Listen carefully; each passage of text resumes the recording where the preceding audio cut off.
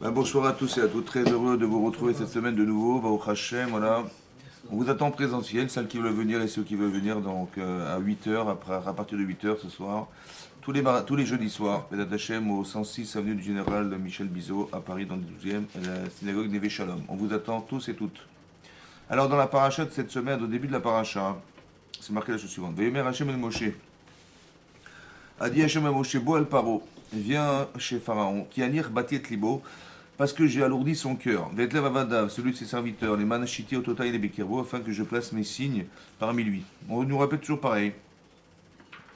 Qu'en fait, Hachem, il veut absolument montrer son existence à travers les miracles. Ulman Tesaper, mais attention, Ulman Tesaper, afin que tu racontes, Be'ozne Bincha, aux oreilles de tes enfants, ou Ben Bincha, et aux enfants de tes enfants, et ta chair est alanti Bemitzraim.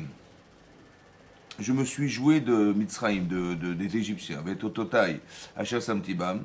Et donc vous raconterez également les signes que j'ai placés en eux. Veidartem qui ani Hachem, et vous saurez que je suis Hachem. Ici, on remarque que Hachem, il a demandé à ce qu'on raconte. Ouais, on va raconter, c'est ce qui passait en Mitzraïm. Il fallait absolument raconter le passé, notre passé. C'était fondamental. C'est une mitzvah que le soir de Pessah, on a une mitzvah, ce qu'on appelle le Sipur Yetzet Mitzrayim, c'est-à-dire le récit de la sortie d'Égypte. Fondamental, il fallait absolument dire ce qui était déroulé, comment Hachem nous a sauvés. On est parti de rien et on a finalement pu sortir d'Égypte. Vous voyez, c'est ce qu'on dit dans la Gada de Pessah. Dans la Gada, on dit Matrilim Big Night. Ça veut dire, on va commencer à rappeler que finalement on était des esclaves. Ça a été difficile. Ouais, on a été assujettis des centaines d'années. Et pour finalement conclure en disant que grâce à Dieu on est sorti d'Égypte. Oui, on commence toujours en parlant de la difficulté qu'on a vécue, ouais, pour finalement conclure et dire que grâce à Dieu on est sorti. Pourquoi c'est nécessaire de rappeler un passé lourd, pesant, ouais, qui était dramatique pour nous? C'est vrai, et pourquoi on a besoin de parler de ça? Par exemple, vous allez voir que quand on va fêter le 14 juillet, c'est ça, on fait des feux d'artifice. C'est vrai ou pas? Mais pourquoi? Pourquoi? Parce que quelque part, un jour, on sait que à l'époque de Louis XVI, il y avait on était sous une monarchie, il y avait un roi qui s'appelait Louis XVI, n'est-ce pas? Il avait la Marie-Antoinette qui était sa femme, mais il vivait dans le grand luxe, etc., aux frais de l'État. Ça veut dire qu'elle avait 3000 servantes, je crois, Marie-Antoinette.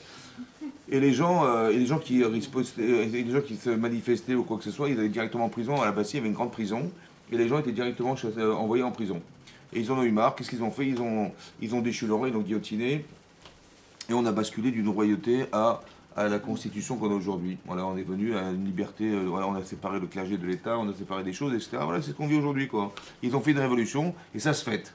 Alors qu'est-ce qu'on fait? On fait les feux d'artifice. Voilà, c'est ça qu'on fait. Pourquoi nous on ne fait pas les feux d'artifice? On dit non, on va nous rappeler, comme c'est qu'on devait nous rappeler qu'il y avait la Bastille, oh là là, il y avait la Bastille, c'était dur, on était emprisonnés, et on est sorti de cette galère, et grâce à Dieu, maintenant, on a pu créer cette constitution qui est la constitution française aujourd'hui. Voilà ce qu'on aurait dû dire, on dit pas ça, non? Mais nous, on dit ça. Hein, on rappelle à nos enfants comment c'était l'angoisse. Hein, mangez du maror, mange. Pourquoi c'était important de rappeler? Parce que c'était l'amertume qui nous ont fait. Non, mais on parle pas des Tunisiens. Non, c'est Ah, il a dit l'amertume. Oui.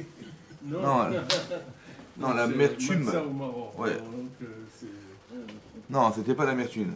Mais pourquoi c'est nécessaire de rappeler, de s'angoisser? Pourquoi c'est pas genre, c'est pas sympa, hein? Pour savourer la liberté, pour apprécier le moment. la judéité. C'est pour apprécier, vous dites. Est-ce que vous avez conscience d'être libre? Est-ce que vous avez conscience? Est-ce que vous êtes conscient d'être libre? Par exemple, en France, vous êtes libre ou pas? Hein? Est-ce que vous êtes libre en France? Oui. Eh bien, oui. Oui, par rapport Elle dit moyen. Vous Vous savez ce qu'on va faire? Vous savez ce qu'on va faire? Par rapport aux Iraniens. Je vais vous offrir un billet d'avion. Hein? On va tous partir en Israël. Vous voulez ou pas? On va tous partir en Israël. Mais on va aller à Gaza. D'accord? On va aller à Gaza.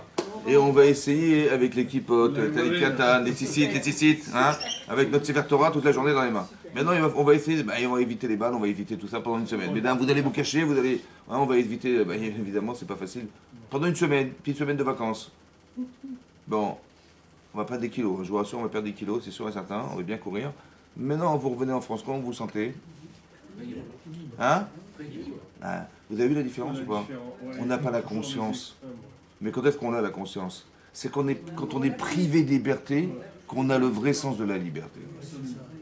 Ça veut dire qu'on sait, comme si la Torah voulait nous dire, on ne veut pas que tu saches. Tu dis, on va dire les livres d'histoire. On ne veut pas que tu saches. On veut que tu ressentes fondamentalement la conscience profonde d'être libre. Et ça passe par le fait de savoir d'où on vient, qu'est-ce qu'on a perdu d'être libre et qu'est-ce qu'on a gagné de l'être. Vous avez compris ça? C'est ça la véritable sensation qu'on doit avoir. On n'est pas là pour nous rappeler ce qui s'est passé. On ne fête pas la sortie d'Égypte. Comment ça se fait? Il faut que tu aies la conscience de ce que tu as vécu, ouais, et de ce que tu es devenu pour pouvoir sentir et ressentir profondément ce que veut dire être libre. Ça ne se comprend pas comme ça autrement. Vous avez compris? C'est pour ça qu'on le... Et nous, on le fait d'une autre manière. On ne le fait pas en se rappelant du bénéfice qu'on a d'être sorti, mais qu'est-ce que ça a engendré chez nous, la reconnaissance. Il y a plein de choses qui... On va faire un hallel. On va remercier Hachem, vous avez compris? Donc ça veut dire que mais cette conscience, on ne peut pas l'avoir si on n'a pas été privé de cette liberté un jour. Et c'est là qu'on a vraiment conscience de la liberté. Quelqu'un qui est libre, il ne se rend pas compte qu'il est libre. Mais quelqu'un qui ne l'avait pas et qui l'a eu, il se rend compte de la véritable liberté. Et ça doit se raconter à nos enfants. La Torah a choisi un moyen de communication qui s'appelle la parole. D'accord? Il faut que ça rentre dans l'oreille de mes enfants. C'est qu'il y a marqué, tu raconteras aux oreilles de tes enfants. Oui? Et pas aux pieds de tes enfants. Ouais? C'est-à-dire quoi, les oreilles de tes enfants et pas quoi d'autre? En fait, il y a marqué il y a marqué les oreilles de tes enfants. Ouais? Les oreilles de tes enfants, hein, et pas quoi d'autre? Et pas, hein, peut-être le cœur de tes enfants. Et pas la tête de tes enfants. On ne va pas parler aux enfants, on ne va pas essayer d'intellectualiser quelque chose forcément. Mais on va essayer de parler à l'oreille. Oui? L'oreille, ça veut dire d'apprendre à écouter. L'écoute. Pourquoi c'est très important qu'on arrive à transmettre des messages, ouais, de d'où on est, de qui on est issu, d'où on vient. Alors on avait expliqué une fois, vous vous rappelez, quand vous étiez dans le ventre de votre mère, on vous a appris la Torah. Je ne sais pas si vous vous rappelez. Et donc, et là, on nous a dit la chose suivante. Vous avez vu on a vu dans la paracha de Shemot que lorsque Yosef est mort, que ses frères sont morts, que la génération qui a connu Yosef est morte, tout à coup, on est tombé dans un esclavage profond. C'est marrant. On est devenus des proies alors qu'on était des rois. Rois. Vous vous rappelez des grenouilles? Bon. Mais c'est incroyable. On était des... Ouais, incroyable. Bah, il y avait Yosef. Yosef, c'était qui? Yosef, c'était le roi d'Égypte. Est-ce qu'on aurait imaginé qu'on aurait été rendu esclave par des Égyptiens lorsque Yosef était roi d'Égypte? Non. Mais pourquoi on est devenu... Vous savez pourquoi on est devenu des esclaves? Vous savez pourquoi? Parce qu'on n'a pas eu d'estime de soi. On n'a rien défendu. Et quand Yosef est mort, ça veut dire qu'il est mort dans la mémoire. On n'a pas rappelé qu'il était Yosef, qui était Yosef. On n'a pas rappelé qu'il était Yosef. On ne nous aura pas rappelé d'où on venait. On ne nous aura pas rappelé le courage qu'a eu Yosef de dire qu'il était un ivri. Et que devant Pharaon, il a eu le courage de mettre Hachem en avant et pas lui en avant. Vous avez vu ça? Et bien ça, c'est disparu ça. Et ses frères aussi qui ont connu Yosef ont disparu. La génération qui a connu Yosef et Yosef ont disparu. Ça veut dire qu'on n'a pas transmis la mémoire de Yosef. La mémoire de... Ouais. Pourquoi on fait des iloulotes aujourd'hui? On fait les iloulotes de Baba Saleh, on fait les iloulotes de Rabbi Shimon Bar Yochai. Pourquoi faire? Vous savez pourquoi? Ben, il faut bien boire la boucha. Il faut bien boire la boucha. Hein? Hein? Parce qu'il faut que vous sachiez d'où on vient. Alors tu vas raconter à tes enfants parce que sinon ils vont s'assimiler, pas chaud. Ils vont s'assimiler, évidemment, ils vont s'assimiler. C'est pour ça qu'il y a Torah nous dit, tu vas raconter aux oreilles de tes enfants et des enfants de tes enfants. Ça veut dire qu'on veut que ça puisse perdurer. Il faut que ça continue. Ça va? Qu'est-ce que c'est d'être juif? C'est une question, ça. Ouais. Et donc on doit rappeler à nos enfants d'où on vient. Ouais. Qu'Hachem il nous a sauvés, voilà. Et qu'aujourd'hui on est encore vivant. Parce qu'en vérité, quand on y réfléchit 2 minutes, la probabilité que le peuple juif soit existant aujourd'hui encore, c'est quasiment incompréhensible. Incompréhensible. Pourquoi? Parce qu'on n'est pas très nombreux. Que la grosse majorité des gens, malheureusement, s'assimilent. Et donc le peuple juif disparaît automatiquement sans rien faire. Et la partie qui reste, on veut nous exterminer dans toute génération. Bechol, Dorvador, Votsim, Alenu, Lechalotenu. Dans toute génération, on veut nous exterminer. Est-ce que c'est viable? Est-ce qu'on peut continuer à vivre comme ça? Et pourtant, on est là ou pas? Alors comment c'est possible? Grâce à Dieu. En fait, on est éternel. On est indestructible. Vous savez pourquoi? Non? C'est la foi de Hachem. Hein? C'est la émouna. Tout le monde a été créé pour nous. Mais on est indestructible, c'est vrai ce que vous dites. Mais je pense qu'on est indestructible. Vous savez pourquoi on est indestructible? C'est vrai. Mais à part ça, je vais vous dire autre chose. Alors je m'énerve, c'est comme ça. En fait, c'est comme ça. On est né de quoi? on est né d'Abraham. Est-ce que Sarah pouvait avoir des enfants? Non. Non. Est-ce que Rivka elle pouvait avoir des enfants? Non. Est-ce que Rachel pouvait avoir des enfants? En fait, on est né de l'impossible. On est né de l'impossible. On est sorti de la nature. On a eu des femmes exceptionnelles. Ouais, Sarah, elle a prié pendant 75 ans pour avoir des enfants, je ne sais pas si vous vous rendez compte. Elle a eu un attachement spirituel d'une telle intensité qu'elle a engendré quelque chose qui n'est plus lié au physique. C'est pour ça qu'il n'y a que le physique qui se détruit et qui s'use. Mais il n'y a plus de physique. Tu dis on peut détruire, oui, s'il y a de la matière, tu détruis la matière. Mais il n'y a pas de matière. On descend de gens qui sont au-delà de la matière, au-dessus de la matière. C'est ça le miracle. Mais c'est pas seulement Sarah qui a eu ce miracle d'avoir des enfants. C'est aussi sa belle-fille qui était Rivka. Elle était aussi stérile pendant 20 ans, elle était stérile. Et aussi, vous avez compris que la stérilité est un révélateur de capacité à engendrer des gens exceptionnels, en fait. En fait, il faut le dire aux femmes, ça, que des femmes qui ont du mal à avoir des enfants, on croit que les pauvres, elles ont été oubliées. C'est ça hein, ce qu'elles pensent, les pauvres, ouais. Et toutes les filles, elles ont des garçons, des enfants, et moi, j'ai pas d'enfants. Et on leur dit, mais alors, qu'est-ce que tu fais? Ton gynéco, qu'est-ce qu'il fait? T'as été voir le bon gynéco? En fait, le problème n'est pas là. C'est que des femmes, ce sont des femmes en général d'exception. Et elles doivent engendrer des enfants d'exception. Alors, il faut mériter d'être cette femme. C'est ça qu'Yaakov, il a dit à sa femme. Mais si tu crois que je suis à la place du bon Dieu, ouais, c'est pas pour lui dire, écoute, genre pour la vexer, c'est pour lui dire, écoute, ça dépendra que de toi. En regardant le plafond. Ça dépendra que de toi. C'est ça qu'il lui a dit. Ouais. Et donc, oui, non, c'est ça. Et donc, il a dit, ça dépendra que de toi. Alors, ben, enlève les tuiles. Non. En fait, ça ne dépendra que de toi. Et donc, il la renvoie dans ses retranchements personnels. Il faut qu'elle arrive à devenir cette femme pour engendrer un enfant exceptionnel qui s'appelle Yosef. Exceptionnel. Mais ça dépend d'elle. Donc, vous avez compris. Donc, en fait, la stérilité est un révélateur. Le manque, en vérité, le manque, c'est un. Il faut comprendre que le manque, en général, va devoir engendrer forcément un attachement à Hachem. Obligatoirement. Mais quand on est dans les choses vitales, comme d'avoir des enfants, évidemment que ça va engendrer quelque chose de fondamentalement vital. Vous comprenez ou pas? Oui. C'est pour ça que l'élève du Harizal, il s'appelait Raphaïm Vital. Non, je rigole. Non, c'est vrai, c'est vrai. Et pour ça qu'il faut voir du Vitel. Maintenant, c'est ça. Maintenant, pourquoi je vous dis ça? Il faut raconter à nos enfants, aux oreilles de nos enfants. Et il y a marqué, tu raconteras à tes enfants et vous saurez que je suis Dieu. Dans la conjugaison, ça vous va ou pas? Oui. Tu raconteras et... Non, ça va pas. Hein? Non, ça va pas. Exactement. Il y a un problème de temps.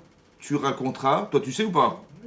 Donc tu raconteras et ils sauront que je suis Dieu. Et il y a marqué, et vous saurez. Celui qui raconte, il sait ou pas? Alors donc il va dire, tu raconteras, toi qui sais, à Kavod. Toi qui sais, à Kavod. Et ils sauront que je suis Hachem. Il faut marquer, tu raconteras et vous saurez. Comme si que celui qui raconte, il ne sait pas quoi. Chazak ou alors. Parce que quand il va raconter, il va savoir. Mais il sait ou pas? Génération Quand suivante. tu vas lui rappeler quoi. Mais c'est pas savoir, il sait déjà. Alors il faut faire la différence, mesdames. Je vois qu'avec les femmes qui suivent, hein, les garçons. Il y a ce qu'on appelle la chorma. La chorma, c'est la connaissance.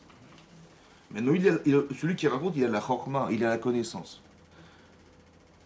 Il a la bina. Il s'est différencié entre les éléments présents, ouais, la nuance, et le da'at. Le da'at, c'est quoi le da'at? Ve'ida'atem ki ani Hashem. Et vous saurez quelle est la différence entre la chorma et le da'at. La chorma, c'est la connaissance, l'intelligence. Mais le da'at, c'est le lien qui existe entre ce que vous savez de ce que vous allez vivre. Le lien, c'est-à-dire, si vous réagissez à ce que vous savez, vous avez du da'at, et si vous ne réagissez pas à ce que vous savez, vous n'avez pas de da'at. Ça va? Réagir. Ça va? Ça veut dire on sait des choses, mais est-ce qu'on réagit à ce qu'on sait? Par exemple, vous savez que Dieu est tout-puissant ou pas? Très bien. Si demain on vous demande, en Égypte à l'époque, en sachant que les animaux, le bélier, l'agneau, c'était un animal sacré, on vous dit, vous allez le prendre et vous allez le sacrifier. Mais attendez. 4 jours avant de sacrifier, vous allez l'attacher au pied de vos lits. Ça va? Et quand on vous dira, mais oh, qu'est-ce que tu fais avec Bouddha là? Tu dis, mais on va lui faire on va lui faire la Habiba Diallo. Tu vois? Mais c'est au risque de ta vie. Tu sais pourquoi c'est au risque de ta vie? Parce que quand Moshe il a été voir Paro pour la première fois, il lui a dit, voilà, on va se déplacer à 3 jours de marche d'ici, ouais, et on va faire des sacrifices. Qu'est-ce qu'il a répondu Paro? Il a dit, mais pourquoi vous allez si loin? Faites-le là, sur place. Vous savez ce qu'il a répondu, mon cher Rabbeinu? Il a dit, mais si on le fait sur place, ils vont nous lapider. Mais évidemment qu'ils vont te lapider. Iskelouni, ils vont nous lapider, ils vont jeter des pierres, ils vont nous tuer. Bah évidemment, quand tu vas sacrifier un animal sacré en Égypte, évidemment qu'ils vont te lapider. C'est ça ou pas? Qu'est-ce qu'il a dit Hachem? Faites-le ici sur place, hein, dans vos maisons. Donc on risquait nos vies ou pas? C'était pas simple de faire le Corban de Pessah. Pourquoi le Corban de Pessah? Vous savez pourquoi le Corban, le sacrifice, qui était un bélier, vous savez pourquoi le bélier? Le bélier. Parce que le premier mois de l'année, c'est lequel? Nissan, Chazak ou Baruch. Nissan, pas la voiture. Hein. Nissan, c'est le mois. Achodesh Azelachem Rosh Chodashim. C'est quel signe zodiacal le mois de Nissan? Qui est le premier mois de l'année? C'est lequel le signe zodiacal? C'est le bélier, Chazak. Ils savaient que c'était... Vous savez pourquoi c'est un dieu? Parce que c'est le premier. Le Bechor, l'aîné des mois. Comment on dit en hébreu le printemps? Chodesh ha Chazak ou Baruch. Chodesh ha... Hein? Léo Meso. Ah, ouais, shalom. Hein? Aviv, Chazak, Aviv. Chazak. Aviv. Mais comment ça s'écrit Aviv? Aleph, Bet, Yud, Bet. Quand vous coupez en deux, ça fait Av, Yud, Bet, le père des 12. C'est lui qui va donner naissance aux 12 mois. Maintenant, le Bechor, l'aîné des mois, c'est lui. Donc les astrologues, quand ils ont vu ça, ils ont dit waouh, c'est le bélier qu'on doit sacrifier, c'est le bélier qu'on doit rendre sacré. Ils ont rendu sacré cet animal. Il est devenu un dieu. Et nous, qu'est-ce qu'on fait? Ils disent mais non, il n'y a rien dans les astres. Nous, on est au-dessus des astres. On va faire la shrita du bélier. Ça reste entre nous, hein. Je ne vais pas commencer pas. Non. Pourquoi le bélier? Hein? Pourquoi le bélier? Parce que le mois de Nissan, t'es né en quel mois toi? Moi je suis né en avril par exemple, tu vois. Moi je suis du signe du bélier, c'est Pessah. Je suis né en plein Pessah moi. Tu vois? Donc il a une signification même sur les mois hybrides, Mais pourquoi c'est le bélier à ton avis? Pourquoi c'est le bélier? Et pas le scorpion? Tu sais pourquoi? Non? Dommage. Parce qu'en fait, quand tu vois les étoiles au mois de Nissan, c'est une forme de bélier avec des cornes et des machins. Ouais. Tu sais quoi? Il y a une constellation qui s'appelle Mazal Kima, qui est la queue du bélier. La queue du bélier. L'Agma dans Rosh Hashanah, il dit là-bas, Nafilbet, qu'Hachem il a retiré 2 étoiles de cette constellation d'étoiles qui est la queue du bélier, il a détruit le monde. Tu vois le truc? Donc c'est une forme de bélier. Le scorpion c'est pareil, ça va, tu comprends? C'est une forme. Donc ils ont dit ah c'est une forme de bélier, et nous on a sacrifié cet animal. Ça va? Donc c'était courageux ou pas? On a risqué nos vies ou pas? Évidemment, évidemment. Vous l'auriez fait ou pas vous? Hein? Mais Dieu est grand quand même. Attends, tu as vu Dame, Tzfardé, Akini, Mavar, tu as vu toutes les plaies d'Égypte. Hein? Tu l'as vu, tu fais ou pas? Mais tu risques ta vie. Tu fais ou pas? C'est marqué là-bas hein, que le 10 du mois de Nissan, on a prélevé ce korban, ce sacrifice. Le 10 du mois de Nissan, on l'a prélevé. Et on nous a dit, le 14 du mois, on lui fera la shrita, donc on va l'égorger, et on le consommera le 14 dans la nuit. C'est Pessah, avec des matzot et du maror. Al matzot umrorim yochlu. C'est marqué dans le texte, ils ont mangé du maror et des matzot. Maintenant, donc pendant 4 jours on a attendu. Ça va? 4 jours c'est long quand même, 4 jours. Et là-bas, le 10 du mois de Nissan, c'était quel jour de la semaine? Le 10 du mois de Nissan, quel jour de la semaine c'était? Le 10 du mois de Nissan, quel jour de la semaine? Lundi. Et l'autre? Non, l'autre dit aussi. Dimanche. Manche. Jeudi. Non, jeudi. Toi, tu dis. Moi aussi, jeudi. Alors, maintenant, c'est comme ça. En fait, c'était un samedi. C'était Shabbat. C'est le Shabbat à Gadol. Le Shabbat qui précède Pessah, c'était le 10 du mois de Nissan. Le Shabbat à Gadol qui précède Pessah, où le Rav il fait la dracha, il explique la route de Pessah et tout, c'est ce fameux Shabbat. C'était un Shabbat. Le 10 du mois de Nissan, c'est un Shabbat. Pourquoi il est Gadol? En quoi il est grand ce jour? En quoi il est grand? Chazak ou Baruch? Hein? Je crois que vous étudiez. Faut partir à l'Eshiva. Hein? Mesdames, il faut les envoyer à l'Eshiva, vos maris, parce que c'est une catastrophe. Hein? Non, c'est parce qu'en fait, comme ça, il y a marqué Shabbat Agadol parce qu'on a pris un dieu et un dieu étranger. Oui? Oui? Et on a dit on va le sacrifier. qu'est-ce qu'ils auraient dû faire? Ils auraient dû nous lapider. Ils n'ont pas bronché. Il y a marqué dans Rachid qu'ils ont bu du whisky, du scotch. C'est pour ça que le scotch est interdit à Pessah. Bah oui, parce que pour nous rappeler que... Mais non, vous avez compris ou pas? Ils sont pas bronchés, ils auraient dû nous tuer, nous lapider. Il y a eu un grand miracle. Lequel? C'est lequel? C'est que Dieu, on a fait en sorte qu'ils n'ont pas réagi. Extraordinaire ou pas? Alors que par eux, il a dit, mais oui, vous pouvez pas rester là. Si vous restez là, ils vont vous lapider, il faut partir à 3 jours de marche. Non, non, vous allez rester là, vous allez voir. Mais qu'est-ce qui a fait qu'ils se sont tués, à votre avis? Vous savez pas? Ils ont reconnu, c'est la force. Hein? Ils ont reconnu Hachem. Chazak. Donc c'est pas un grand miracle. Pourquoi c'est un dieu Tu t'es compris tout ça, mon chéri? Si tu dis que quoi, ils avaient reconnu depuis longtemps, tu as raison, c'est une question. Ils ont reconnu depuis longtemps que Dieu existe. Ouais. Donc ils ne sont pas bronchés, mais évidemment qu'ils n'ont pas bronché. Ils avaient peur. Alors pourquoi on dit qu'il est grand ce jour de Pessah? Mais ils n'ont pas bronché évidemment parce qu'ils l'ont reconnu. Donc il n'est pas grand. Tu as compris? Il est grand parce que justement ils n'ont pas bronché. Et ils se sont tus. Ben, évidemment qu'ils se sont tus. De là on apprend, hein. Tu verras dans le texte cette fois, il dira allez prier votre Dieu. Comment ça votre Dieu? Mais c'est plus le tien? C'est pas le tien? Il dit non. C'est-à-dire que les gens qui ont pris l'habitude de penser pendant des milliers d'années que le bélier est un dieu, ça reste un dieu pour eux. Ça va? C'est très compliqué pour des gens d'arriver à se détacher de quelque chose qu'ils ont reconnu pendant des années. Ouais. Il dit, bon, il y a le tien, mais il y a le mien. Vous avez compris ce que je veux dire? Et si le tien est le plus grand, mais ça reste que le mien, il existe. Mais donc c'est un grand miracle. Mais pourquoi sais-tu que je pense comme ça? Ça reste entre nous, je pense comme ça. C'est ça que je voulais vous dire, le date. C'est quoi le date? Tu risques ta vie ou pas? Mais ta vie. Est-ce que la connaissance que tu as de l'expérience vécue, elle n'est pas plus forte que ce que tu sais qu'Hachem existe? Encore une fois, je vais vous dire en français parce que je vois que c'est un peu compliqué.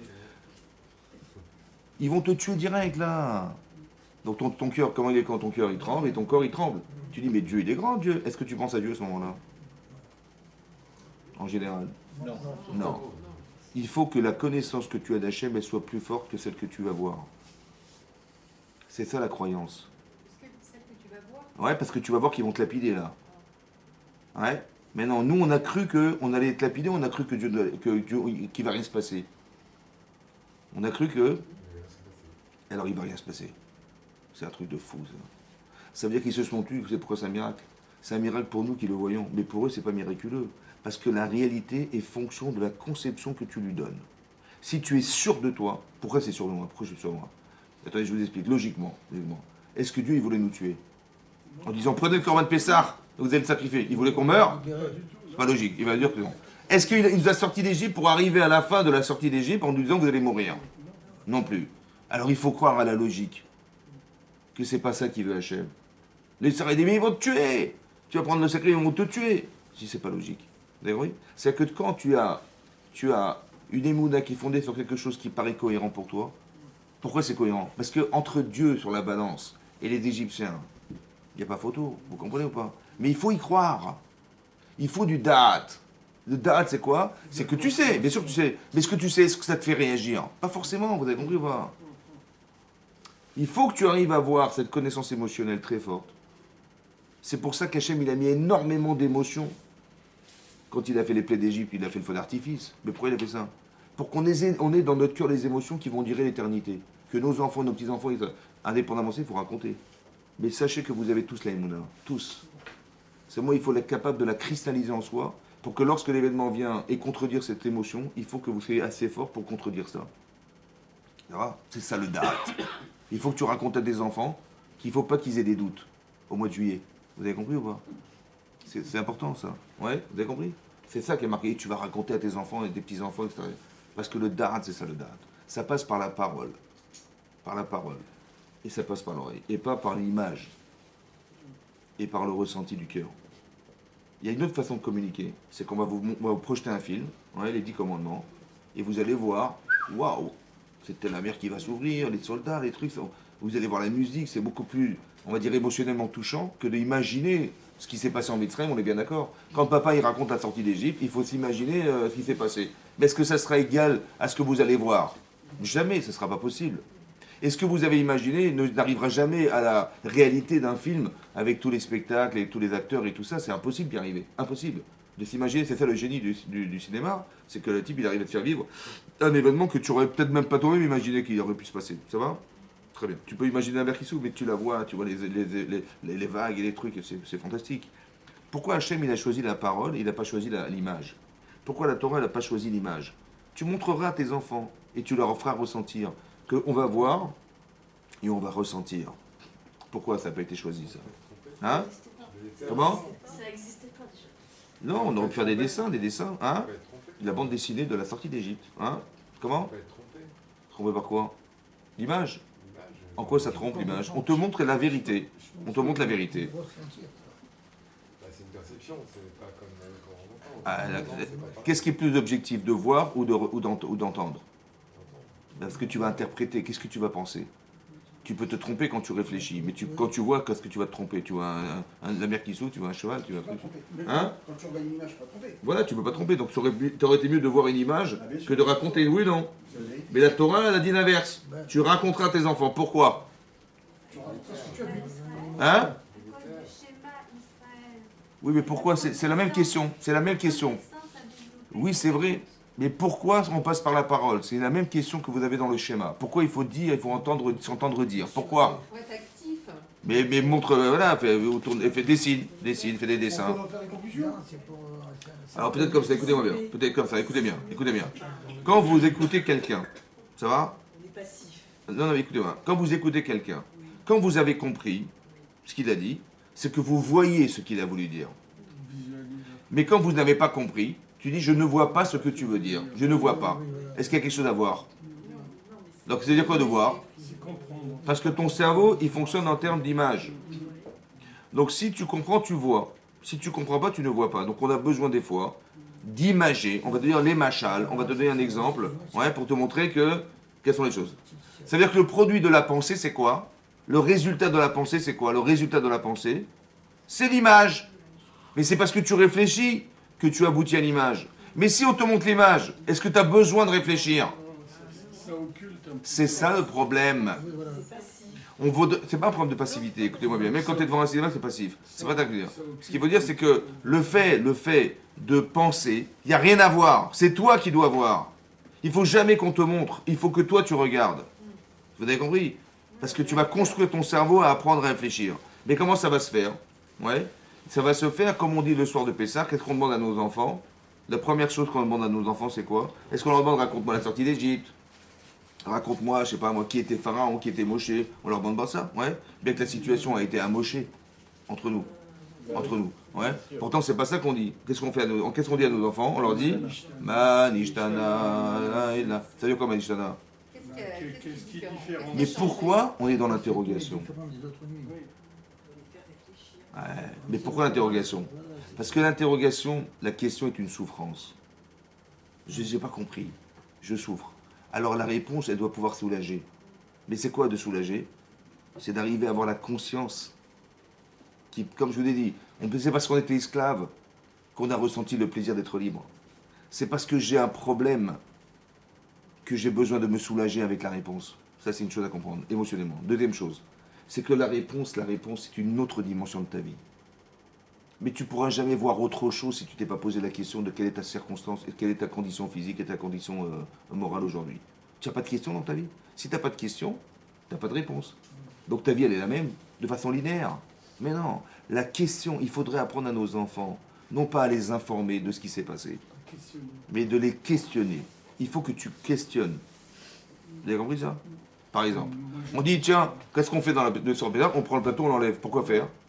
Bah pour qu'ils nous questionnent. On mange du carpas. Ouais. Pourquoi on mange du carpas? Pourquoi faire? Le carpas, c'est le céleri. Oui. Le carpas et l'autobus, ils s'arrêtent. Ouais. Mais le carpas. Mais non. Non, mais elle rigole, mais c'est sérieux. Le carpas. Ouais. Mais non, le carpas. Pourquoi on mange du carpas? Hein? La mer. Non, là c'est le maror. La maror. Mais le carpas, vous avez vu, la première chose qu'on fait, on se lave les mains, sans bracha, et on prend un morceau de céleri, on le trempe. Ouais. Pourquoi faire? À quoi ça sert? Ça fait combien d'années qu'on fait plus ça? Si vous savez pas que en fait, c'est juste une question. On a fait kidouche. Normalement, quand on fait kidouche, on fait des tietes, on fait motzi. On mange du pain. Et là, tout à coup, papa, il prend une céleri, un morceau de céleri, il le trempe. Mais papa, pourquoi tu fais ça? C'est juste pour réveiller l'interrogation des enfants. Truc de naï. Vous avez compris, pas? C'est tout. On veut éveiller l'interrogation, on veut que tu sois intelligent, on veut que tu vois, tu observes, tu vois ce qui se passe et tout. Vous comprenez ou pas? Mais donc le chinois, c'est quoi d'éduquer nos enfants? C'est de les rendre intelligents. Mais comment on devient intelligent? Quand on sait questionner. Il y a question et question. Il y a une question, mais il y a le niveau de réponse n'a rien à voir. Il y a la question de l'enfant de 7 ans, celui de 10 ans, de 15 ans. La question elle peut être la même, mais la réponse, est-ce qu'elle est la même? On voudrait que tu redimensionnes ta vie. Que tu lui apprennes à réfléchir. Par exemple, vous allez comprendre, par exemple. On va faire Pessah, d'accord? Très bien. Qu'est-ce qu'il a dit Hachem? Il a dit qu'on va prendre le korban Pessah. Ouais, on va manger al matzot ou mourir murlou. On va le manger avec des matzot et du maror.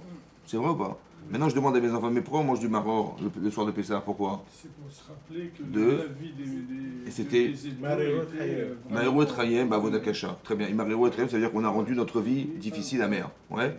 Et eux, ils ont besoin de manger du karpas, du maror, eux qui sortent d'Égypte, ils ont besoin ou pas? C'est peut-être pour sentir, pour les faire ressentir un petit peu. Fais comme ça, fais comme ça, fais comme ça. Très bien. Mais les types, ils viennent de sortir de Mitzrayim, et ils sont comme ça. Tu leur dis, rappelez-vous, hein, mais rappelez de rien du tout. Ça va? Vous avez compris qu'on n'a rien compris ou pas? Vous avez compris? Très bien. Maintenant, ils ont mangé des matzot. Mais pourquoi on mange des matzot, nous? Parce qu'on n'a pas eu le temps de manger des matzot. Parce qu'on n'a pas eu le temps, du pain. Quand est-ce que Paro, il a décidé de nous laisser partir?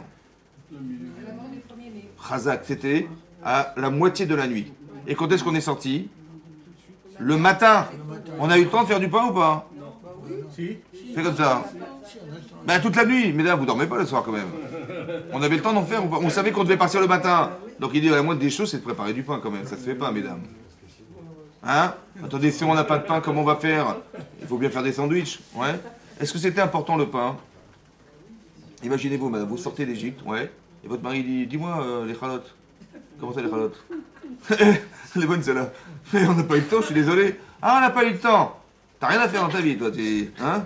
Dorénavant, on mangera des galettes. T'as compris? C'est comme ça qu'on mangera des galettes. C'est clair ou pas? Vous avez compris, on mange des galettes parce qu'on n'a pas eu le temps de faire du pain. Ça vous va ou pas? Et on n'a pas eu le temps aussi d'aller à Auchan faire les courses. Ça veut dire quoi, on n'a pas eu le temps? Ça veut dire qu'on n'a pas eu le temps. Parce qu'on n'a pas eu le temps de faire du pain, on a mangé des galettes. Non, mais c'est pour nous expliquer peut-être Que quoi que? Ouais. le changement a été. Je cherche pas des réponses pour l'instant. Je cherche à vous questionner. Maintenant, est-ce qu'Avram il a mangé des matzot? Oui, Et Avram il est sorti d'Égypte? mais non. Donc je veux dire qu'il y a quelque chose qui est lié à la matzah qui n'a rien à voir avec Pessah. Puisqu'Avram il est jamais sorti d'Égypte. Pourtant la Torah nous dit qu'il a mangé des matzot. Et l'autre pareil, l'autre, pas lui, l'autre. Il a mangé des matzot. Ouais. Et pourtant il n'a jamais vécu ni lui ni ses parents la sortie d'Égypte. Jamais, jamais. Donc je veux dire que ça n'a a priori rien à voir avec la sortie d'Égypte. À part ça, on avait expliqué, on avait dit que la Torah elle-même, la Torah, est-ce qu'elle existait avant la création du monde? Oui. Très bien. Donc si elle existait avant la création du monde, avant, la mitzvah existait avant la création du monde. Combien de générations avant? 926 générations, ça veut dire 2000 ans. En Italie, il y a combien de 1000 ans? Là, il y avait 2000 ans, tu te rends compte? Avant la création du monde. 2000 ans, ouais. Il y avait combien de dieux? Un par Dieu ou deux par Dieu? Un par Dieu. Non, c'est vrai. Donc maintenant, mais c'est incroyable. Ça veut dire que la Torah existait avant la création du monde. Or, dans la Torah, c'est écrit que le soir de Pessah, on mange des... Est-ce qu'on était sorti d'Égypte? Non. Donc tu veux que la mitzvah n'a rien avec l'histoire? Waouh. Alors pourquoi on fait Pessah? Mais les galettes simples qui ne sont pas levées, c'est le premier pain du monde. Parce que la levure, on l'a trouvée. Je cherche pas des réponses. Je cherche à vous questionner. Vous avez compris? À questionner. Je cherche à vous questionner. Ça va? À part ça, combien de temps on mange combien la mitzvah de manger des matzahs elle dure? 8 jours. Elle dure. Ça c'est Hanouka. Hanouka, on mange des beignets. 8 jours. Elle dure. Un soir. Ba'erev tochlu matzot. Mais là, attendez, je suis désolé, là, il fallait aller à la yeshiva, là, monsieur. Un soir, Ba'erev. Le Minatora, c'est un soir. Même Idarabanan. Minatora, c'est un soir. Ça va? Après, est-ce que je suis obligé de manger des matzot? Non. Je peux faire un régime sans matzot. J'ai pas d'obligation. Seulement le premier soir de Pessah. Nous, en France, on fait 2 soirs. Le deuxième, il n'est pas Minatora. Donc de manger des matzot, ça dure qu'un soir. Et de manger du pain, ça assure 7 jours. Mais pourquoi on mange des matzot? Moi, je pensais qu'on mangeait des matzot pour remplacer le pain qu'on mangeait pas. Or, on voit que pas manger du pain, ça dure 7 jours. Et des matzot, ça dure qu'un soir. Il y a un problème. Vous avez compris? Très bien. Celui qui mange du pain à Pessah, qu'est-ce qu'il est chayav? Karet. C'est aussi grave que de manger à Kippour. Mais non, si vous faites, mesdames, des gâteaux pour proposer à la famille de manger des gâteaux au dessert pendant Shabbat, c'est une mitzvah ou pas? Oui. Pourquoi? Parce que c'est marqué avec Karata la Shabbat Oneg. Oneg, c'est se délecter du Shabbat, de manger des millefeuilles. Ouais, des opéras. C'est une mitzvah ou pas?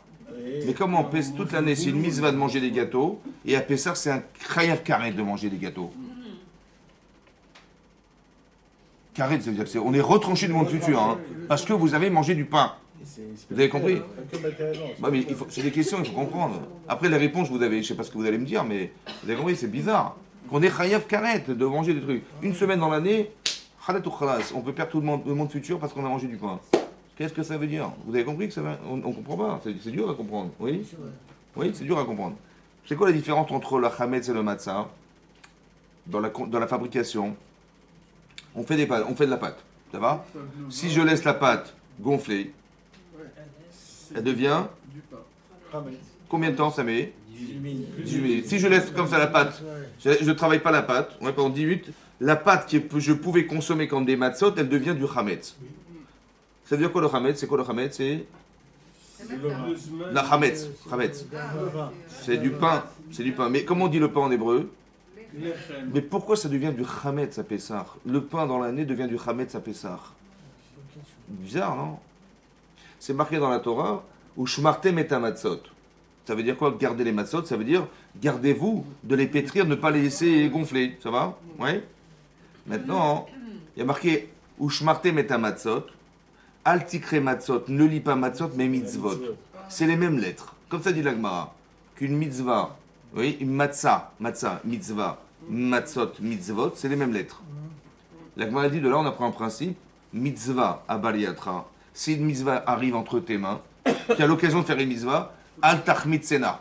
Ne la laisse pas devenir du chametz. Ça veut dire qu'il faut faire vite. Donc là, on apprend qu'on doit être spontané dans la mitzvah. Il ne faut pas tarder. Ne tardez pas à faire la mitzvah. Tout de suite, de la mitzvah, continuité, hop, on l'a fait. Tout de suite. On ne tarde pas. Maintenant, qu'est-ce que c'est? Quelle est la différence entre la faire tout de suite ou la faire plus tard? De toute façon, la mitzvah, c'est la même. C'est la même ou pas? C'est la même. Que j'ai mis les films maintenant ou je les mets dans un quart d'heure, c'est la même mitzvah. Pourquoi la mitzvah qui n'est pas faite en son temps devient du chametz? Elle devient du chametz, ça veut dire quoi? C'est elle plus de la mitzvah. Chametz. Mais comment ça se fait que le fait d'avoir tardé à faire quelque chose, ça devient du chametz? C'est pas compris. On dit il y a un parallèle étroit entre la mitzvah, la mitzvah, et la mitzvah et la matzah.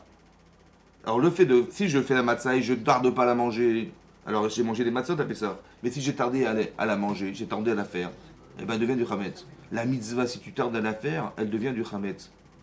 C'est bizarre. C'est-à-dire comme si c'était pas une mitzvah, quoi. Comment c'est possible? Et le Maharal de Prague, il dit là-bas, le Maharal de Prague, il dit que les mitzvot, les matzot, elles ne doivent pas tomber sous le coup du temps. Il ne faut pas qu'elles tombent sous le coup du temps. Les mitzvot, il ne faut pas les faire tarder. Il ne faut pas tarder, il ne faut pas les faire tomber dans le coup du temps. Mais toute mitzvah, elle tombe sous le coup du temps. Tu as le Kriyat Shema le matin et le soir. Le matin, c'est pas le soir. Pessah, c'est une certaine période. Tout est suspendu au temps. Qu'est-ce qu'il a voulu dire le Maharal de Prague? Vous avez compris ou pas? Vous avez compris qu'on n'a rien compris ou pas? J'ai fait exprès de vous poser ces questions pour que vous soyez un peu méboul balim. Non, je rigole. Pour que vous compreniez l'interrogation. Maintenant, il va falloir comprendre ce que ça veut dire. Mais si vous avez compris autre chose. Votre vie, elle va changer. Votre façon de concevoir Pessah va changer. Vous savez? On peut rester tout le temps les mêmes parce qu'on ne se questionne pas en fait. Vous avez compris? On reste dans la tradition sans se poser de questions. C'est comme ça. Hein? Comment? Il y a les 4 personnages ou... Les 4 enfants. Ouais. Et donc? Oui, c'est grave. C'est pour ça qu'on lui apprend à se poser des questions. On lui dit Al-Petarlo, c'est quoi Al-Petar? Ouvre-lui la tête, ouvre-lui le cerveau. Montre-lui qu'il y a des choses à apprendre. Rends-le curieux dans la recherche. Mais c'est fondamental. Vous avez compris, ce mécanisme question-réponse, ça fait partie de la Gada Pessah. Il faut savoir répondre. Il faut que tu poses des questions. Oui, exactement. C'est-à-dire quelqu'un, il peut se poser des mauvaises questions. Mais c'est encore une fois l'interprétation qui amène à ce que la personne, elle regrette ce qu'elle a pensé. Maintenant, il faut comprendre, voilà, c'est ça. Vous avez compris, c'est ça. Pessah, c'est raconter ce qui va se passer. Peut-être l'idée, c'était comme ça. Alors, qu'est-ce que c'est que le Hametz, la Matzah? C'est des symboles très forts. On voit que Pessah, comment il s'appelle? Avram, il a fêté Pessah sans être sorti d'Égypte. Ça veut dire qu'on voit déjà hein, qu'il y a quelque chose dans Pessah qui est lié à la liberté, a priori. Ouais, parce que c'est le Zman de la Chérout, de la liberté. Et que ce sens de liberté, il est lié à la Matzah. On ne veut pas qu'on mange du Hametz. C'est comme s'il y avait quelque chose qui est lié à la liberté, et qui est étroitement lié au fait de manger des matzot. En quoi le fait de manger des matzot, ça nous fait comprendre, oui, que c'est lié à quelque chose qui s'appelle la liberté. Qu'est-ce que ça veut dire? Qu'est-ce que veut dire être libre? Aussi, d'accord? Chachamim d'expliquer que le Hametz, c'est l'Yetzirah. C'est le mauvais penchant qui est en l'homme. Le Hametz, c'est le mauvais penchant. D'où c'est marqué ça? Où c'est marqué? Vous savez où c'est marqué? Dommage. C'est marqué dans la Gemara. Ouais, dans Brachot Daf Yud Zayin, la Gemara dit que Rabbi Alexandrie, il a dit que Retzonenu, notre volonté profonde, le Ratson, c'est ce qui vient de la Neshama. Retzonenu, notre volonté, c'est de faire tes mitzvot. Il n'y a pas photo. Seulement, qu'est-ce qu'on peut faire? Que le désir qui est dans notre cœur, il nous fait faire l'inverse. Ouais, et comment c'est marqué là-bas? Pat chez Barissa. Pat, la pâte qui se trouve dans le pétrin là-bas, c'est à cause de lui qu'on est dans le pétrin. Ça va? Et donc c'est à cause de lui, à cause du Sarah, que notre volonté c'est de faire la mitzvah, et le désir, il est complètement. Quand la volonté passe par le corps, elle devient désir. Et c'est ce désir en vérité qui nous refuse de faire la mitzvah. C'est lui qui nous empêche de faire la mitzvah. Mais c'est qui lui? Rachid dit que c'est le Yitzhara. Ouais? Donc on voit que quelque part, le Hametz, il est comparé au Yitzhara. À Pessah, on ne peut pas posséder du Hametz. Est-ce qu'on a le droit d'avoir du cochon chez soi à la maison? Ça, c'est toute l'année. On peut ou pas? Il n'y a pas de problème. D'en avoir, il n'y a pas de problème. Et du Hametz? Ah ben non, c'est bizarre. Que non seulement j'ai pas le droit d'en posséder, mais j'ai pas le droit d'en manger. Et j'ai pas le droit d'en profiter. C'est exceptionnel le Hametz. Exceptionnel. J'ai ni le droit d'en consommer, ni le droit de le posséder, ni le droit, hein, ouais, et le devoir de m'en débarrasser. Comment c'est possible? Ouais, autant de choses dans le Hametz, c'est bizarre quand même. À Pessah en particulier, à Pessah. Pas à Hanouka, à Pessah. Et période, qui est la période de liberté, cette période-là, elle est fondamentale. Mais il faut qu'on se débarrasse de son Hametz. Il faut rechercher à la lumière de la bougie. Ça va? Il faut chercher à la lumière de la bougie. Il faut qu'on se débarrasse de ça. Maintenant, qu'est-ce que ça veut dire? Qu'est-ce que ça veut dire? Alors, il faut se débarrasser du Hametz. Il faut se débarrasser du Yetzer. C'est ça. Mais on ne peut pas s'en débarrasser, en fait. Vous voyez? On peut s'en débarrasser ou pas? Dites-nous, dites-nous. Très bien. En fait, on ne peut pas s'en débarrasser. Pourquoi? Parce que le Yetzer fait partie de notre vie. Ouais. Parce que si vous choisissez, c'est grâce à qui? C'est lui. C'est grâce à lui. Si je peux choisir, c'est parce que j'ai une tendance. Mais s'il n'existe pas, il n'y a pas d'enjeu. Vous avez compris ou pas?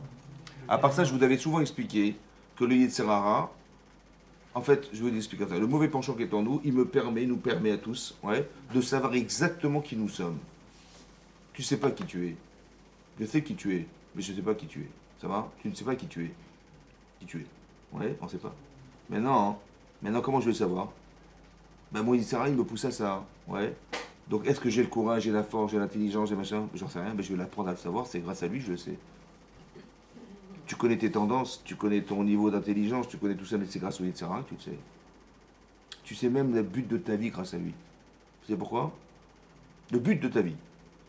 Tu sais pourquoi? Non? Dommage. Bon. Quand le Yetzer Hara, il s'acharne pour te pousser à faire une avéra, le but de ta vie, c'est ça. C'est de te retenir de faire cette avéra. Quand il te pousse à ne pas faire cette mitzvah, je ne sais pas pourquoi il s'acharne un peu. Il m'empêche. C'est qu'il sait que le but de ta vie, c'est de faire cette mitzvah. Donc tes deux tendances, tu les connais grâce à qui? Grâce au Chazak Baruch. Vous avez compris ça? Mais ça, il faut essayer de le contrôler. Il faut pas que ça ait le temps de gonfler. Il faut pas que ça ait le temps. Comme s'il y avait une sorte de temps. Il faut pas que ça ait le temps. Comme on s'est marqué, on est sorti Bechipazon, en vitesse. La vitesse. Zrizout, il faut qu'on soit zariz. Pourquoi la vitesse, le temps, la vitesse? C'est quoi cette histoire dans la Torah? Qu'est-ce que ça veut dire? Oui? Comme ça. Vous vous rappelez, on a souvent parlé de toutes ces notions-là, mais quand Moshe Rabbeinu il est monté sur le mont Sinaï, il était censé de redescendre 40 jours plus tard. Mais c'est marqué Boshesh Moshe Laredet. Il a tardé Moshe à descendre dans la montagne. Et le fait qu'il ait tardé à descendre, on a cru qu'il était mort. Qui c'est qui nous a fait croire qu'il est mort? Il y a marqué le Satan. Il nous a fait croire qu'il était mort. On a vu le linceul de Moshe Rabbeinu qui flottait dans l'air. Donc mon imagination m'a fait croire qu'il est mort. Pourquoi? En fait, pourquoi? Alors je vous explique en gros parce que j'ai pas le temps de vous expliquer tout, mais c'est comme ça.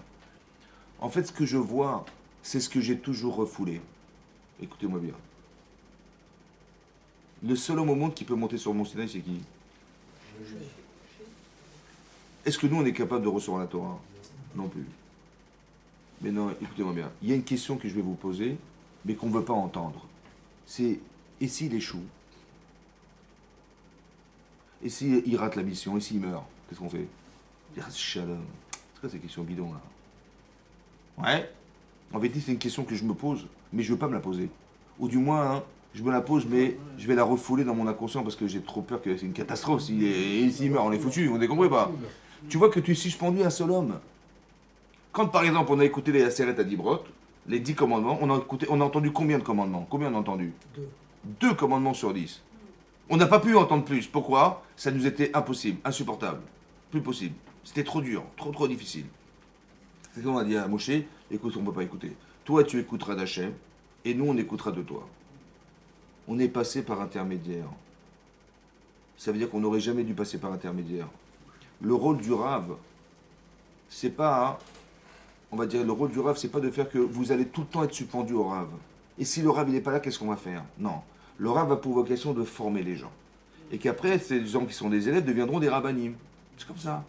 Mais on ne peut pas se croire capable de penser, ouais, ou de laisser faire que sans lui, il n'y a plus rien qui va pouvoir exister sans lui. C'est très grave, ça. Vous avez compris? Quand ils ont dit, mais nous, on écoutera de toi parce que nous, on ne peut pas faire autrement, c'est grave. Ça veut dire que c'est pour ça qu'Hachem, il a. Ça veut dire que, au fond de nous-mêmes, on a pensé que, mais si Moshe disparaît, mais c'est foutu.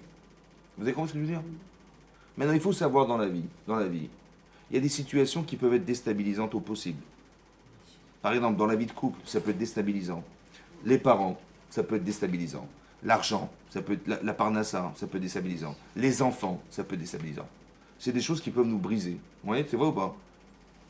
Si tu n'as pas les réponses à tes questions, tu fais le vaudor. Direct.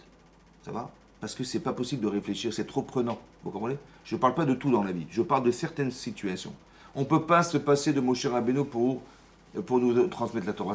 Personne au monde n'est capable de monter sur Mont Sinaï. On est suspendu à lui, c'est ça. Maintenant, qu'est-ce que fait Hachem? Il dit voilà. Donc, au fond de moi-même, ce que je refoule, hein, c'est que s'il meurt, c'est une catastrophe. Vous savez ce que fait Yad Satan? Il fait croire qu'il est mort. Ça veut dire que ce que je n'ai pas solutionné, ouais, et ben il va me le remettre à la figure. Vous avez compris? Pour me détruire. Vous avez compris ou pas? Il aurait fallu que je trouve une solution. Comment faire que si Moshe ne descend pas, on fait quoi? La question, il faut se la poser. Et il faut trouver une réponse pour ne pas être déstabilisé par la question. Est-ce que vous comprenez ce que je veux dire en français? Ça va? Par exemple, dans le cas de Moshe Rabbeinu, il faut dire, bah, si Hashem ne descend pas, nous, on est incapable de dire qui va remplacer Moshe Rabbeinu, on ne sait pas. Et bien Dieu, il pourvoira, il nous dira qui choisir. Ouais, il nous dira, c'est lui, ok. Maintenant, si on avait eu la réponse, est-ce qu'on aurait fait le vaudor? Non.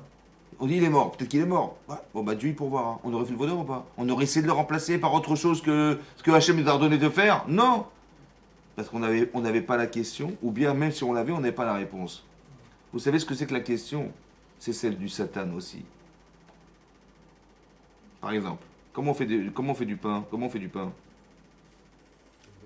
On prend de la farine, ouais, on prend de l'eau, on prend de la levure, on prend du sel, on prend du sucre, on prend de l'huile. Et de la levure. Voilà ce qu'on fait. Vous avez fait 1 kilo de farine. 1 kilo de farine, vous avez rajouté les ingrédients. Ça pèse combien au final? 1 kilo 2. 1 kilo 2. On va dire 1 kilo 2, 1 kilo 3. Ouais, 1 kilo 2. Quand vous faites une boulette, ouais, de pâte, et vous la mettez dans la comment elle s'appelle? Non, vous la mettez dans la bassine, parce qu'il faut bien qu'il n'y a pas que les femmes qui gonflent, il y a aussi la pâte. Ouais, c'est vrai ou pas? Mais non, il faut que ça gonfle. Ouais. Maintenant, hein, si vous dites à vos enfants, hein, tiens, tu prends ta fille, tu dis viens ma chérie, on va faire du pain ensemble, il n'y a pas de problème, voilà. Donc tu dis, bah, sors-moi 1 kilo de farine, elle sort 1 kilo de farine, on va mettre la pâte, tu vois, je t'explique comment on fait, on prend la pâte, on met de l'eau, on met la farine, on met du sucre, on met de l'huile, on met du sel, on met un peu de levure, et on va pétrir ensemble, Voilà, on pétrit. Voilà, j'ai fait ma boule de pâte. Combien elle pèse à ton avis? Écoute, si je calcule bien, elle pèse 1 kg 2, 1 kg 3. Super. Tu vois, cette petite boule-là, elle pèse 1 kg 3. Maintenant, celle qui est dans la bassine là-bas, qui déborde, combien elle pèse? Il me dit, bah si maman, si celle-là, logiquement, si elle fait 1,3 kg, celle-là, elle fait 10 kilos. Ah oui, mais t'as vu comment elle déborde. Je lui dis, mais moi, tu sais combien elle pèse? Elle fait, non, elle pèse 1,2 kg, 1,3 kg. Mais tu sais quoi, quelle menteuse tu es. Alors, franchement, quelle menteuse. Mais comment tu oses mentir comme ça devant moi, en pleine figure? Mais ça fait, c'est pas possible, maman. Si celle-là, elle fait 1,3 kg, elle peut pas faire 1,3 kg. T'as vu la différence de taille? Vous savez ce que c'est ça? Yetzerara. Il t'a fait croire qu'elle pesait 10 kilos. En vérité, ce que tu sais pas, c'est qu'elle est pleine d'air. Mais si tu savais, tu aurais cru qu'elle pesait 10 kilos? Non. Il faut que tu saches pour éliminer ton Yetzer. Ça, c'est une chose. La deuxième chose, est-ce que sous la table, il y avait quelqu'un avec une pompe à vélo qui avait branché là-bas son. Hein, et qui était en train de gonfler la pâte? Non, personne. Qu'est-ce que ça veut dire? Ça veut dire que tu vois, ça a gonflé tout seul. Le soleil, il brille tout seul, la terre, elle tombe toute seule, les fruits, ils poussent tout seuls, les arbres poussent tout seuls, la plante, tout pousse tout seul. Tu vois, tout. T'as rien fait, hein? Tout pousse tout seul. Tu sais ce que ça veut dire? C'est que la pâte qui gonfle, c'est quoi? Ça pousse tout seul. Ça gonfle tout seul. Ça veut dire qu'on voudrait nous croire que la nature, elle se développe toute seule, il n'y a pas de bon Dieu derrière. La kfira, on voudrait nous rendre kofer, de renier Hachem. Vous avez compris? Yetzerara. Deux choses. Un, de nous faire croire. Deux, de nous faire renier l'existence de Dieu. C'est ça le Hametz. Il faut que tu t'en débarrasses du Hametz. Mais tu vas vérifier à la lumière de la bougie. Ça va? Il est où le Hametz? Dans ton cœur. Va fouiller. Recherche en toi où est-ce que se trouve le Hametz. Comment tu réagis des fois, comment tu vis, comment tu penses, comment tu trucs. Bah c'est ton Hametz en fait qui te fait croire. Ouais, tu dis mais j'ai cru que c'était ça, j'ai pensé que c'était ça, et ça. Alors je vais m'instruire. À la lumière de la Torah, je vais découvrir où il y a du Hametz. Vous avez compris ça? Tu dis mais je savais pas moi. Bah oui, comme tu savais pas que la pâte elle pesait qu'1,2 kg. C'est ça, tu savais pas. Mais il fallait que tu apprennes à savoir. À la lumière de la Torah, tu vas éclairer. Là, tu es dans l'obscurité. Le Hametz, il te rend obscur. Il te fait croire des choses, il te fait croire des trucs. En vérité, mais si tu savais, à la lumière de ce que tu savais, ce que tu aurais fait là, tu aurais fait cette même erreur. Tu n'aurais jamais fait l'erreur. Ça va? On va rechercher le Hametz. Il ne faut pas que ça ait le temps de gonfler, à Botaï. C'est quoi le temps de gonfler? Quand tu sais pas, tu dis, Moshe, on ne sait pas ce qu'il est devenu.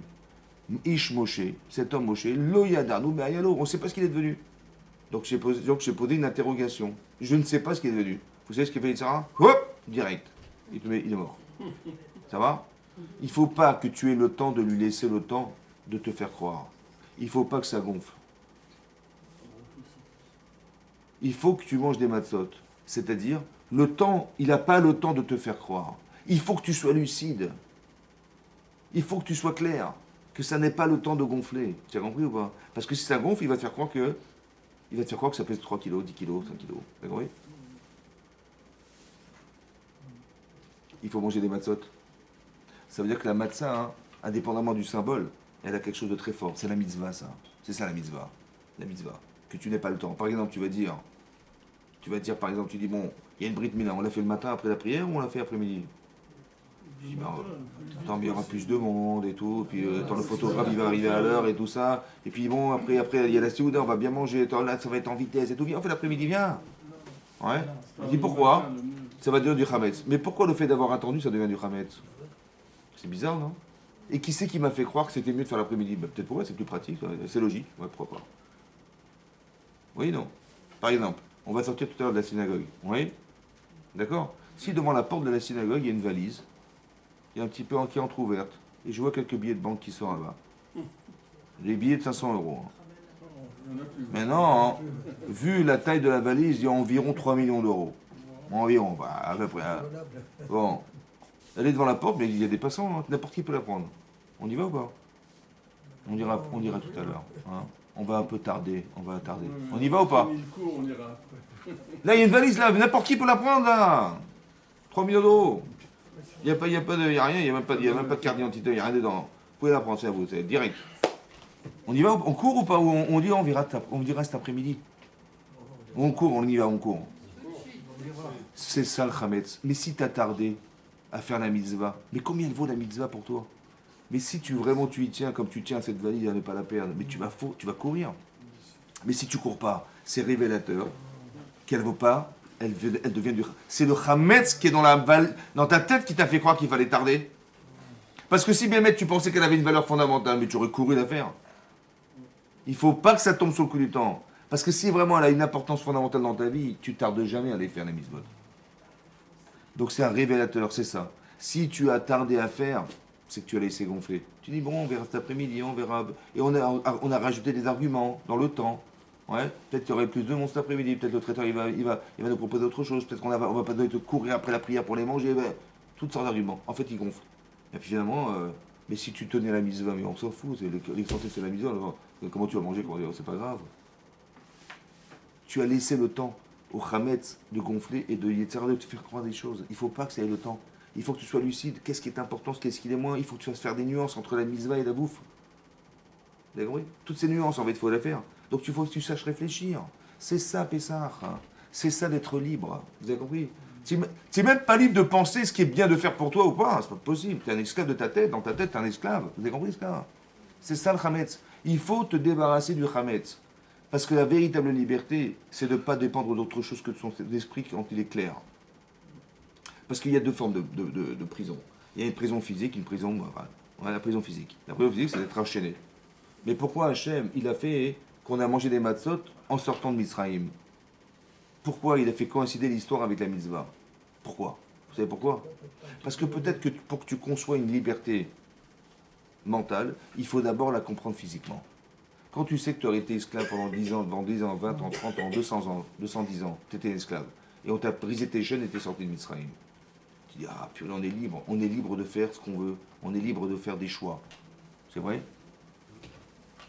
Tu as ressenti ce plaisir d'être libre physiquement? Peut-être qu'il y a un autre plaisir que tu devrais rechercher, c'est d'être libre mentalement. Peut-être qu'on est prisonnier dans notre tête, on n'ose pas faire, on pense que c'est bien, on ne sait pas bien, on ne sait pas. Peut-être que tu es prisonnier, tu as des complexes, t'es timide, t'es machin. C'est des blocages en fait. Ouais.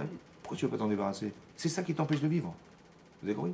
C'est comme on l'a dit, quand on est sorti d'Égypte, est-ce qu'on a chanté en sortant d'Égypte? Est-ce qu'on a chanté en sortant d'Égypte? Non. Mais quand on a vu la mer se retourner contre les Égyptiens, là on a chanté. Pourquoi là on a chanté et pas quand on est sorti de Misraïm? Il fallait chanter, on est sorti libre, on nous a brisé les chaînes, on était esclaves de père en fils. Mais vas-y, chante, si on ne chante pas. Mais pourquoi on n'a pas chanté de s'être senti libre physiquement? Pourquoi on n'a pas chanté? Vous savez pourquoi? Hein? Si, on y croit, on y croit. Voilà, on sort, on est sorti fort, on était fort. Mais on n'a pas chanté. Laquelle? Vous savez pourquoi?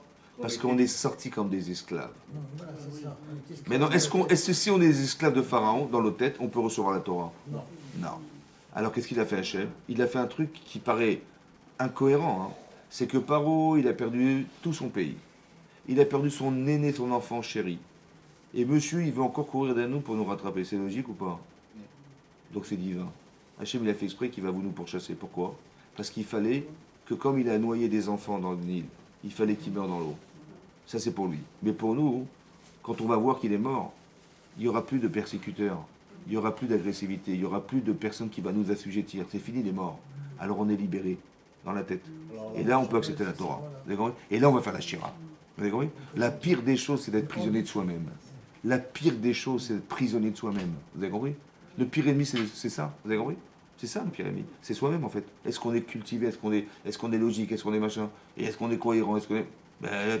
Des fois on est malheureux parce qu'on n'a pas compris, on est malheureux parce qu'on a mal choisi, on est malheureux parce qu'on n'est pas logique, on est malheureux parce que vous avez compris. Mais c'est ça la pire. On a des mauvaises midotes, on est des têtus, on est des bornés, on est bêtes. C'est ça qui nous empêche la vie, vous avez compris ou pas? Et c'est ça qu'il va arriver à faire. C'est pour ça que la première des choses qu'on a faites à Pessah, c'est de manger en famille. Le korban de Pessah, il se mangeait en famille, la fraternité. Et si le korban, il est trop important, et on n'est pas assez nombreux pour le consommer, qu'est-ce qu'on fait? La fête des voisins. Ouais, tu dis à Shreno, à Karovelav, tu appelles ton voisin, tu viens manger avec nous. Mais qu'est-ce qu'on essaie de faire? La solidarité. Ce que les Égyptiens, ils avaient même pas en l'idée, parce que nous, ils ont assujetti, ils ont rendu esclaves. Combien on valait rien. Je dis, mais oui, tu vaux quelque chose, je t'invite chez moi. Je vais perdre pour partager quelque chose avec toi. Parce que j'aurais pu le manger seul. Je ne veux pas le manger seul. Je veux partager ma vie avec toi. Je veux partager ce que j'ai avec toi. Vous avez compris? La fraternité, la solidarité. Chacun, on avait tous une mise de faire. Vous avez compris? Pourquoi c'était important? Parce qu'il n'y a que dans la solidarité qu'on est un peuple. Et c'est que ce peuple-là qui peut recevoir la Torah. On n'a pas reçu de façon individuelle. On a reçu de façon collective. Et c'est ça qui manque, vous avez compris? Parce que la force, elle vient du fait qu'on est soudés. On va manger ensemble. On va manger en famille. La fraternité. Parce que si j'arrive à accepter, si en tant que père, je rends fraternel mes enfants, eh ben ils vont pouvoir s'inspirer de ça pour être fraternel avec ses voisins, et avec ses amis, et avec les autres. Vous avez compris? Toi, tu es content de manger? Ben, tu devrais être content de partager ce que l'autre ne peut pas avoir. C'est ça la Torah. C'est ça la Torah. C'est ça qu'on est. C'est ça Pessah. Tu raconteras ça à tes enfants. Vous avez compris? C'est ça que tu racontes à tes enfants. À la différence des Égyptiens qui, eux, ils étaient cultivés, intelligents, ils ont fait des choses extraordinaires, les Égyptiens. Mais ça veut dire qu'il n'y a pas de rapport à l'autre. J'ai vu dans le Midrash Rabbah, il dit que Makat Rocher, l'appelait de Rocher. Le Rocher, c'est l'obscurité. Ouais. C'était pas une. Il y a eu. C'est pas qu'il manquait de la lumière. C'est qu'il y avait un Rocher. Ouais, il y a une marloquette dans le Midrash entre Rabbi Yehuda et Rabbi Nehemia. De quelle nature est cette obscurité? Parce que les 3 premiers jours, ils ne voyaient rien. Ouais. Ils n'étaient pas en ivoire. Hein. En ivoire. C'est pas des ivoiriens. Ils étaient. Et la deuxième chose marquée, l'oraou ish et achiv. Il ne voyait pas son prochain. Il ne se voyait pas. Mais évidemment, s'il ne voyait rien, c'était noir. Eiffel, quoi Eiffel? La tour Eiffel. Eiffel, c'est l'obscurité. Ouais. Marqué Eiffel, c'est la grande obscurité. Maintenant, hein, la tour Eiffel, marqué là-bas, il dit le Rashbam dans le Chumash, il dit que Eiffel, c'est un grand. C'est Rochar Gadol. Eiffel, Gadol. La tour Eiffel. Maintenant, Eiffel, c'est ça, Eiffel. Mais là, c'est-à-dire qu'il y avait 2 choses. Il y avait les 3 premiers jours, on ne voyait rien. Et les 3 jours qu'on suivit, parce que ça a duré 6 jours, là, ça, les 3, on ne pouvait même plus bouger. On était figé. Ça veut dire que c'était imachèche, ça veut dire qu'on pouvait palper l'obscurité. C'était palpable. On était bloqué. On ne pouvait ni se lever ni s'asseoir. Ceux qui étaient debout, ils ne pouvaient pas s'asseoir, et ceux qui étaient assis, ils ne pouvaient pas se lever. Et là-bas, il va croquer de quelle nature est le. Il y en a qui disent qu'il venait du ciel. C'est quelque chose qui venait du ciel. Le Rocher. Est-ce que le Rocher qui est marqué dans la Torah, c'est une création ou c'est un manque de lumière? C'est un manque de lumière. C'est un manque de lumière. Ou c'est une création? C'est un manque de lumière. Manque de Il lumière. a retiré la lumière. Alors c'est marqué Yotzer Or ou Boré Rocher. Bizarrement. Yotzer Or, c'est quoi Yotzer? Il crée. Yotzer. Il fabrique. Fabriqué. Yotzer Or. Yotzer Or ou Boré Rocher. Il crée la lumière. Et Donc, l'obscurité. Donc c'est une création ou un manque de lumière alors? Moi, je C'est une pense création. Moi, je dis que C'est incroyable ça. Pourquoi c'est une création? Tu sais pourquoi? Tu sais pourquoi? Vous savez pourquoi? Oui, ça, on parle de. C'est qui la lumière? C'est Dieu la lumière. Pour qu'on ne le voit pas, il a créé du rocher. Il a créé de l'obscurité pour faire écran entre. Sinon, tu sors dans la rue, tu dis c'est Hachem. Tu vois des oiseaux, tu dis c'est Hachem. Pour ne pas que tu puisses le dire et tu puisses choisir, il a créé du rocher, de l'obscurité. Et ce rocher, il a fait descendre sur la terre pour empêcher les gens. C'est pas un manque de lumière. Pour empêcher les gens de voir ou pour empêcher de voir qui? De voir son voisin. Pourquoi ils ont été punis de ne pas voir son voisin? C'est pourquoi? Parce que le rocher, c'est eux qui l'ont créé.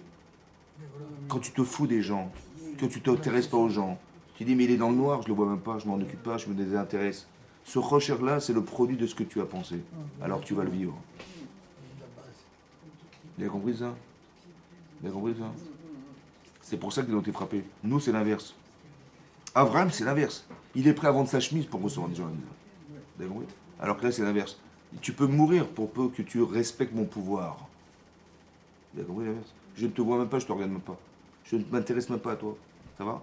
Le désintérêt des autres, c'est le rocher. Le partage. Vous savez, c'est marqué Lotov yot adam levado, ça n'est pas bien que l'homme soit seul. Parce que si le type il pense qu'il peut se suffire à lui-même, il est dans le rocher. Vous savez pourquoi? Parce que le seul qui peut dire je peux me suffire à moi-même, c'est Hachem. Et tu t'es pris pour mon Dieu, quoi. Tu ne peux pas vivre sans les autres. Il faut partager sa vie. Parce que partager, c'est donner. Partager, c'est se connaître. Tu ne peux pas te connaître sans l'autre. Qu'est-ce que tu es capable de faire? J'en sais rien. Il n'y a personne. Qui je suis? J'en sais rien. Tu es intelligent, tu es bête, tu es courageux, tu es sensible. J'en sais rien. Il n'y a personne. C'est dans la confrontation que tu le fais. Donc il faut l'autre, évidemment, il faut l'autre. Évidemment. Tu ne peux pas exister seul, c'est impossible. Le seul qui peut dire ça, c'est lui, c'est Hachem. Et toi, tu croyais que tu étais seul avant. Tu dis, mais moi, c'est moi le maître du monde, c'est moi la plus grande puissance, c'est moi qui vous domine, c'est moi. Quand c'est que tu étais seul à dominer. Mais tu ne peux pas dire ça. C'est pour ça que ce Rocher, il vient sur toi. Évidemment. Chazak ou Baruch, Chazak ou Baruch. Amen.